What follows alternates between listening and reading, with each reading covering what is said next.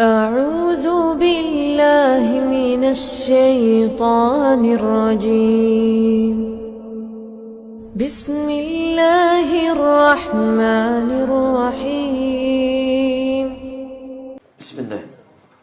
Assalamualaikum warahmatullahi wabarakatuh. Mohon dijelaskan khilafiyah dari mazhab yang 4 tentang wudu, tentang rukun salat.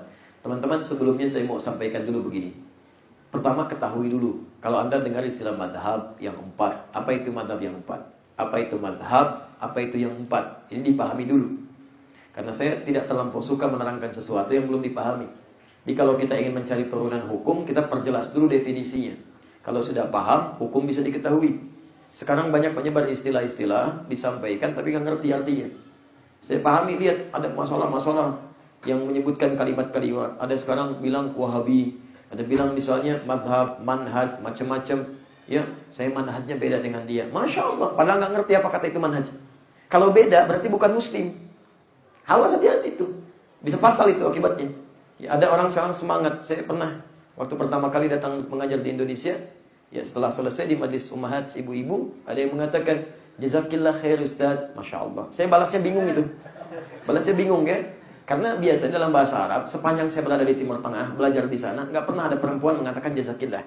Atau bapak-bapak. Karena ki itu untuk perempuan. Ka untuk laki-laki. Ka. Makanya A itu selalu identik dengan laki-laki. I identik dengan perempuan. A, fathah. Yang terbuka, kuat. Makanya sifat laki-laki itu selalu terbuka, kuat. Ya, nasab. Tayyib. Harakatnya A. Kamu, apa bahasa Arab untuk laki-laki? Anta, gitu kan? Perempuan beda. Dia lebih menggunakan sesuatu yang tipis, lembut. Harakat tipis, lembut itu disebut dengan kasrah, pecah, I. Makanya perempuan bicara lebih halus, I. Bahkan di peran apapun, Anda lihat misalnya acara di TV kan? Peran-peran horor, hantu malam, macam-macam gitu kan? Pasti suaranya kecil, I. Dan gak ada yang perankan laki-laki, pasti perempuan tuh. Silakan cek dia, I. Bukan menunjuk kepada perannya Bu ya, tapi suaranya halus, tipis, kecil. Ya, kasrah itu namanya. Jadi kalau ibu dilewih panjang, habis pengajian pulang malam-malam gitu kan, jam 12, lewat sini ada suara di atas gitu kan. Gak usah takut, bilang aja kasrah ya. Jalan. Udah gitu aja gitu kan. Taib. Nah sekarang jazakillah itu untuk perempuan gitu kan. Jadi saya ketemu Ustaz jazakillah khair. Masya Allah bingung kita gitu kan. Nah kita laki-laki gitu kan.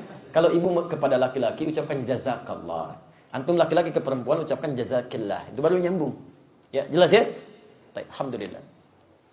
Sekarang kita lihat mazhab dulu, apa itu mazhab? Ya. Mazhab. Terus antum sebutkan 4. Siapa yang 4 ini? Dulu kan? Baru kemudian masuk ke ikhtilaf. Apa itu ikhtilaf? Apakah setiap mazhab ada ikhtilaf atau jangan-jangan enggak ada ikhtilaf, cuma antum yang pada ikhtilaf? Itu yang aneh. Ya. Imamnya mengajarkan gak ada masalah, gak ada perbedaan. Justru murid-murid yang belajar malah yang banyak perbedaan. Itu yang agak membingungkan. Ya. Madhab. Kalau Anda belajar madhab, itu harus tahu manhaj dulu. Manhaj. Manhaj itu asalnya dari kata nahaja. Jalan yang lurus, terang, nyambung. Manhaj. Yaitu cara belajar yang memiliki jalan tersambung kepada Nabi. Cara mengambil pengetahuan. Jadi Nabi pernah mengajarkan sallallahu alaihi wasallam Al-Quran, diperjelas dengan sunnahnya, sampaikan kepada kalangan sahabat. Ada sahabat di sini, al-ashab. Oleh sahabat dipelajari, sampaikan pada generasi setelahnya, tabi'in. Sampaikan pada generasi setelahnya, tabi'in, sampai terus ke kita, saya kan? Nah, ini pelajaran-pelajaran ini kalau kita pelajari, ini jalur belajarnya ini, jalannya ini disebut dengan manhaj. Riwayatnya disebut dengan sanad. Pelajaran yang beriwayat itu disebut dengan isnad. Paham sampai sini? Nah, jadi ketika Nabi mengajarkan Al-Quran, mengajarkan sunnah, semua pelajarannya disebut dengan manhaj. Semuanya. Nah, Anda mesti pahami dulu sebentar. Lihat sini ya. Ajaran dari Nabi yang disebut manhaj itu punya 2 tipe. Tipe pertama, yang cuma satu dalil, satu contoh. Jadi ketika Nabi ajarkan dari Al-Quran, dari hadis, itu dalilnya nggak banyak, cuma satu. Contohnya pun satu. Misal, Anda sholat ya. Begitu sholat di An-Nasai nomor hadis 886. Anda takbir misalnya kan. Begitu takbir, Allah, redaksi hadisnya, fawada'a, langsung meletakkan fa.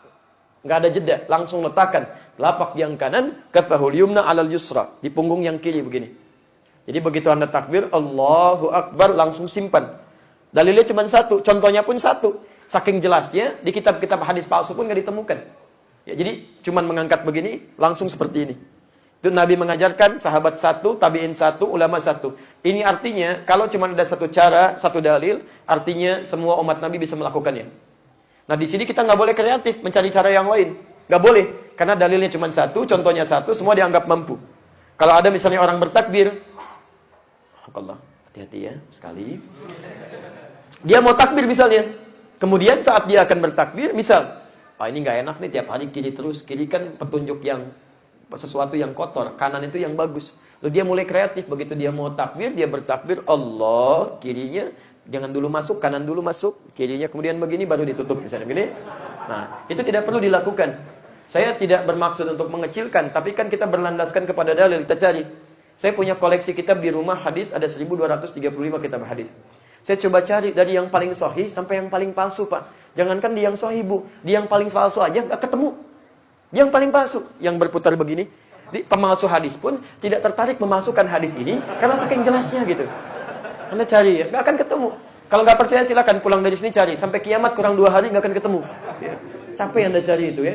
Jadi cukup begitu Anda takbir, cukup begini aja. Ya, Nabi begitu, sahabat begitu, tabi'in begitu, ulama begitu. Anda Nabi bukan, sahabat bukan, tabi'in bukan, gitu kan? Anda aneh sendiri. Yang salah bukan yang lain. Anda yang mungkin perlu belajar lebih baik. Tapi kalau ada yang menemukan begitu, jangan langsung dipersalahkan. Mungkin karena belum tahu ilmunya. Ya, belum tahu ilmunya. Yang belum tahu bukan dimarahi, tapi diajarkan dengan cara yang lembut. Paham sampai sini? Tayyib. Ada yang kedua. Yang kedua itu ta'addud al-adillah. Dalilnya banyak. Contohnya banyak.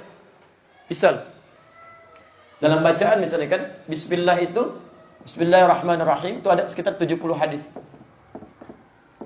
Dalilnya. Dari 70 ini ada 4 prakteknya. Ada yang dijaharkan, dikeraskan bismillahirrahmanirrahim.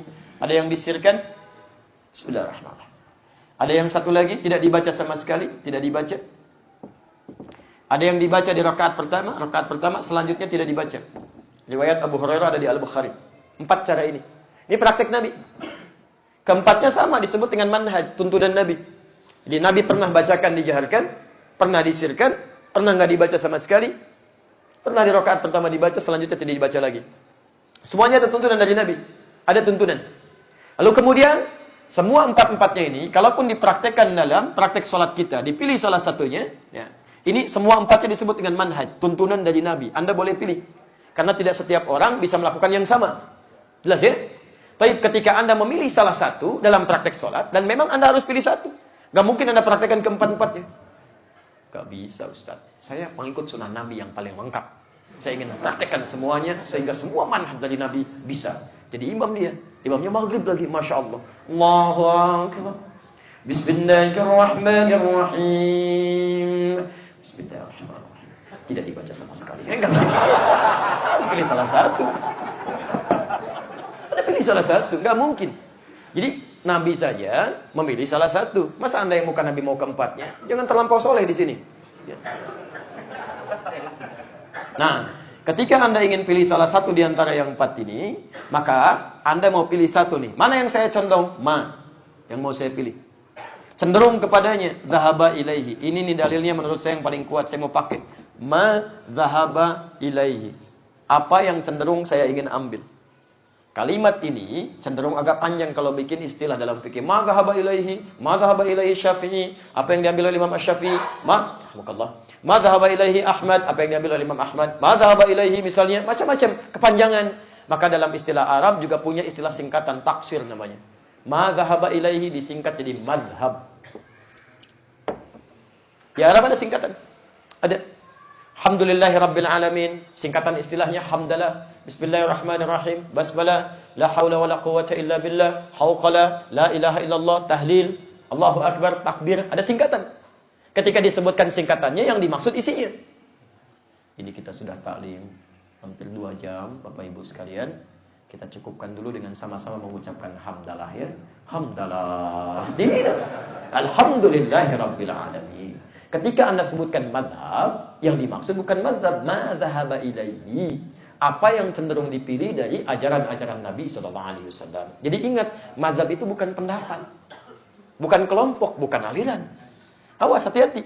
Bukan kelompok, bukan aliran, bukan hal tertentu. Jadi apa yang harus dipilih sesuai dengan petunjuk Nabi. Jelas sampai sini? Jadi kalaupun Anda misalnya, mohon maaf ya, Anda misalnya ada manhaj di sini dari Nabi, banyak nih, lebih daripada satu. Kemudian Anda mesti pilih, maka pilihannya disebut dengan mazhab. Paham sampai sini? Nah, sekarang sebelum kita terangkan yang 4 ini, saya mau tunjukkan sebentar. Kenapa hikmahnya ada tuntunan lebih daripada satu? Padahal bisa saja satu kan selesai kan? Nah, ini hikmahnya menunjukkan bahwa tidak semua umat Nabi bisa menjalankan dengan satu cara yang sama. Enggak semuanya. Nanti ada beberapa yang berat untuk dilakukan. Ya, misal, saya ambil contoh cepat saja. Dalam hal sholat misalnya kan, Anda kalau yang tidak kan sami Allahu liman hamidah ya. Kemudian turun, setelah yang tidak apa? Sujud. Anda kalau mau sujud yang turun kaki duluan atau telapak tangan duluan? Lutut duluan atau telapak tangan duluan? Kalau lutut, jadi kan Anda sami Allahu liman hamidah, Rabbana walakal hamd, turun lutut duluan, lututnya turun gini, lutut duluan. Jelas? Ada yang telapak tangan duluan, telapak tangannya nempel baru lututnya. Anda pilih mana, lutut atau telapak tangan? Yang lutut angkat tangan. Yang telapak tangan? Yang tidak kedua-duanya. Baik. Iya. Pertanyaannya tahu dari mana gitu kan? Tahu dari mana pakai lutut, pakai telapak tangan? Awas hati-hati. Jangan-jangan selama ini rame pakai lutut, pakai telapak tangan tapi nggak ngerti dari mana dapatnya. Ternyata dua-duanya ditemukan. Yang pakai lutut itu ada di hadis riwayat Abu Daud, nomor hadis 838 dari sahabat Wa'il bin Hujur, posisi paling kanan sebelah bawah. Yang pakai telapak tangan dari sahabat Abu Hurairah. Terdapat di Abu Daud juga kitab hadis yang sama. Nomor hadis 840 sampai 841. Cuman beda 2 nomor. Posisi paling kiri sebelah atas. Cuman beda 2 nomor. Dua-duanya sahih. Nah, kenapa itu dicontohkan oleh Nabi? Wa'il pernah melihat Nabi di awal masa sholat ketika turun pakai lutut. Di akhir masa sholat dilihat oleh Abu Hurairah turun pakai telapak tangan. Ternyata Nabi menunjukkan kemudahan dalam ibadah. Karena tidak semua orang bisa menggunakan satu cara yang sama. Dan cara sujud itu cuma 2. Kalau nggak pakai lutut, pakai telapak tangan.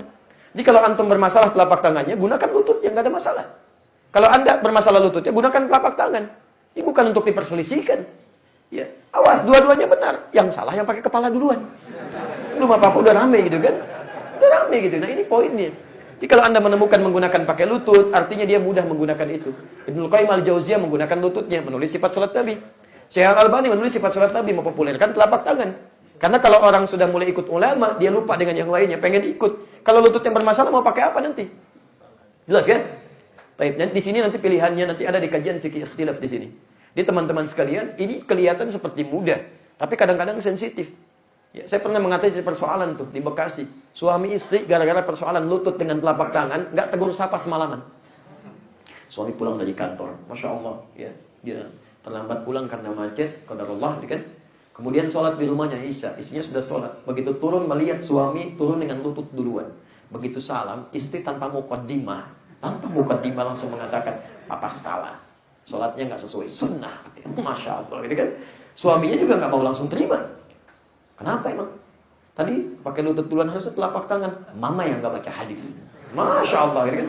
Padahal dua-duanya nggak baca pak. Tuh, nggak baca dua-duanya. Besoknya bertemu saya. Jadi perempuannya belajar di guru yang satu, laki-laki yang belajar di guru yang lainnya. Ketika saya terangkan, la haula wala quwwata illa billah. Malam-malam nggak tegur sapa tuh, tidur. Satu hadap kanan, satu hadap timur gitu kan. Masya Allah. Besoknya kita jelaskan, ketemu itu, ketawa dua-duanya gitu kan. Sama itu dua-duanya ada di hadis, bahkan berlekatan dan sebagainya. Nanti banyak sekali peristiwa-peristiwa demikian yang seringkali hadir di masyarakat. Pilihannya disebut dengan madhab. Maka kemudian muncul Imam Abu Hanifah, namanya Nu'man bin Bashir, lahir tahun 150 Hijrah. Imam Abu Hanifah. Lahir Imam Malik bin Anas. Ini ahli Madinah, dari mulai berkembang, tumbuh sampai meninggal di Madinah, enggak pernah keluar dari Madinah. Imam Asy-Syafi'i, Muhammad bin Idris Asy-Syafi'i. Luar biasa. Beliau lahir tahun 150 Hijrah di Gaza, yang sekarang di blokade ya, darat laut udara oleh Zionis itu. Jadi begitu ini meninggal, Abu Hanifah, Syafi'i lahir. Dan Imam Ahmad bin Hanbal. Masuk muridnya Imam Asy-Syafi'i. Ini keempat-empatnya ulama yang lahir di abad kedua Hijrah, di awal kedua Hijrah, hidup di sekitaran itu sampai wafatnya. Ini orang-orang saleh, orang-orang mulia, ilmunya banyak. Ini yang merangkum manhaj Nabi SAW dari generasi sebelumnya. Jadi banyak para ulama yang lain, tapi ini yang paling unggul. Mereka menuliskan di kitab mereka. Ini tuntunan dari mulai taharah, salat, muamalah, macam-macam di kitab mereka lengkap.